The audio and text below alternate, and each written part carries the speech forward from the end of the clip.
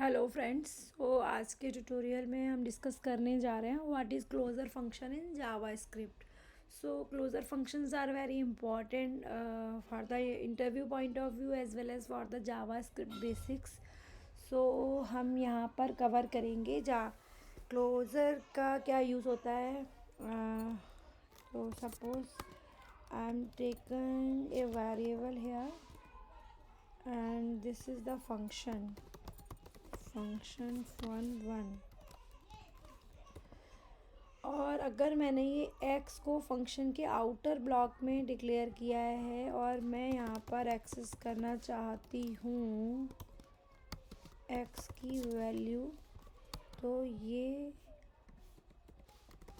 Value यहाँ पर accessible होगी। कोई भी फंक्शन अपने आउटर स्कोप के वेरिएबल की वैल्यू को एक्सेस कर सकता है, बट अगर मैं इस वेरिएबल को डिक्लेयर कर दूँ इस फंक्शन के अंदर and if I am trying to print the value of X here it will not give you expected output, जो कि आप यहाँ पर देख रहे हो कि एक्स इज़ नॉट डिफाइंड, क्योंकि हम किसी भी फंक्शन के इनर स्कोप के अंदर जो आपने वैल्यू डिक्लेयर करी है उसको फंक्शन के बाहर यूज़ नहीं कर सकते हो। आप आउटर स्कोप की वैल्यू तो फंक्शन के अंदर यूज़ कर सकते हो, अगर फंक्शन के अंदर के इनर स्कोप की वैल्यू को अगर आपको बाहर यूज़ करना है तो आप डायरेक्टली ऐसे यूज़ नहीं कर सकते हो, तो आपको क्लोजर फंक्शन का यूज़ करना पड़ेगा। तो मैं बताती हूँ आपको क्लोजर फंक्शन का यूज़ हम कैसे करेंगे। यहाँ पर फंक्शन fun2, तो ये जो वैल्यू है x वो इस पर्टिकुलर ब्लॉक के अंदर है, तो मैं उसको इस fun2 के अंदर भी प्रिंट करा सकती हूँ। देखो आप हम क्या करते हैं, इसके अंदर मैंने इसको लॉक करा दिया और मैंने कॉल कर दिया फंक्शन2 को। अब देखते हैं इस fun2 के अंदर वैल्यू आपको एक्सेसिबल है, तो जब मुझे इसके अंदर वैल्यू एक्सेसिबल है तो व्हाट आई कैन डू कि मैं इस x की वैल्यू को रिटर्न कर सकती हूँ। और जावा स्क्रिप्ट में ये फीचर है कि हम किसी फंक्शन को भी रिटर्न कर सकते हैं। तो सपोज़ देखो मैंने यहाँ पर फंक्शन1 को कॉल किया जो कि एक वैल्यू रिटर्न कर रहा है x को, तो यहाँ पर फंक्शन2 इज़ द क्लोज़र फंक्शन। क्यों? क्योंकि ये उस वेरिएबल को होल्ड करके रखा हुआ है और जब मैं उसको कॉल करूँगी तो वो मुझे फंक्शन के बाहर भी एक्सेसिबल होगी value because of this closure function. तो आइए देखते हैं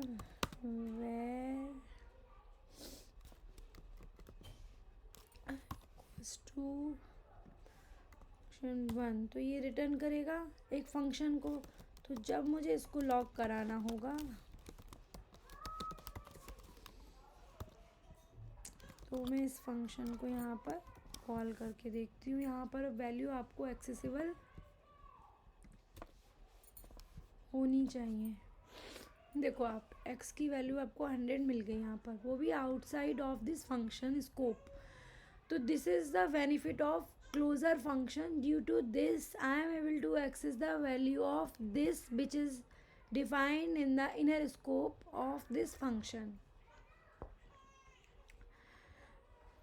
तो ये क्लोज़र फंक्शन का एडवांटेज था। इसके अलावा भी हम ना नेस्टेड क्लोज़र फंक्शन भी क्रिएट कर सकते हैं। Suppose I am writing a outer function है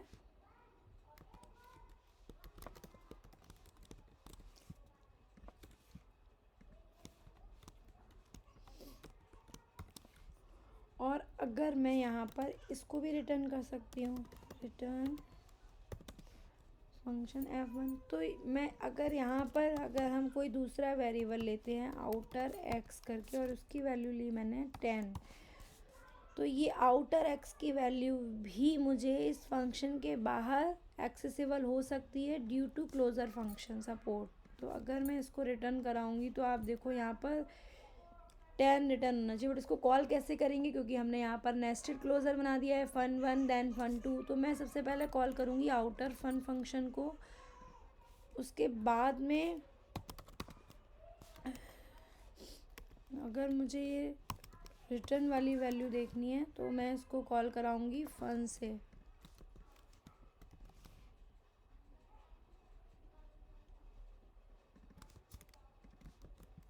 अब देखो आप आपके पास x की क्या वैल्यू आती है 10, क्योंकि अब देखो आप यहाँ पर आउटर x जो कि मैंने fun1 के बाहर डिक्लेयर किया था और उसको डिफाइन किया था, उसको भी मैं outside of this outer function I am able to access the value of outer x because of the help of closure function। तो हमने यहाँ पर nested closure function यूज़ किए हैं, दो फंक्शन यूज़ करे हैं, नेस्टेड भी हम यूज़ कर सकते हैं। अब सिमिलर वे में अगर मैं चाहूँ तो x की वैल्यू को भी रिटर्न करा सकती हूँ, तो यहाँ पर प्रिंट होना चाहिए 100। तो ये एडवांटेज था कि हम ब्लॉक के अगर इसके ब्लॉक के अंदर जो वैल्यू डिफाइन थी उसको भी हम एक्सेस कर पा रहे हैं बाहर, जो कि डायरेक्टली एक्सेसिबल नहीं थी without the help of closure function. तो रिएक्ट नेटिव में जनरली जो यूज़ करते हैं हम क्लोजर फंक्शन का, उनको हम असिन कोड में यूज़ करते हैं। तो इसका जो बेसिकली हम यूज़ करते हैं क्लोजर फंक्शन का असिंक कोड में करते हैं, क्योंकि इसमें रिस्पॉन्स तुरंत आता नहीं है, तो एपीआई कॉलिंग में कुछ टाइम लगता है। जैसे मैंने यहाँ पर एक मेथड मेंशन किया हुआ है गेट रिस्पॉन्स, इसमें कोई भी हम यूआरएल पास करेंगे, वेदर गेट की एपीआई हो सकती है या पोस्ट की हो सकती है। तो इसमें जो फैच एक इनर फंक्शन है वो यूआरएल को होल्ड करे हुए है, तो इस चीज़ को हम कहेंगे क्लोजर फंक्शन की हेल्प से इसने हमें डेटा होल्ड करके रखा हुआ है यूआरएल का। तो मुझे यहाँ पर करेक्ट यूआरएल प्रिंट होते हुए मिलेगा बिकॉज ऑफ क्लोजर फंक्शन। तो अगर आपको मेरा वीडियो कंटेंट अच्छा लगा हो तो प्लीज़ मेरे वीडियो को लाइक कीजिए, चैनल को सब्सक्राइब कीजिए, और अगर आपको कोई डाउट है तो प्लीज़ कमेंट बॉक्स में मेंशन कीजिए। और नेक्स्ट वीडियो में हम फिर नए कंटेंट के साथ मिलते हैं। Thank you, bye.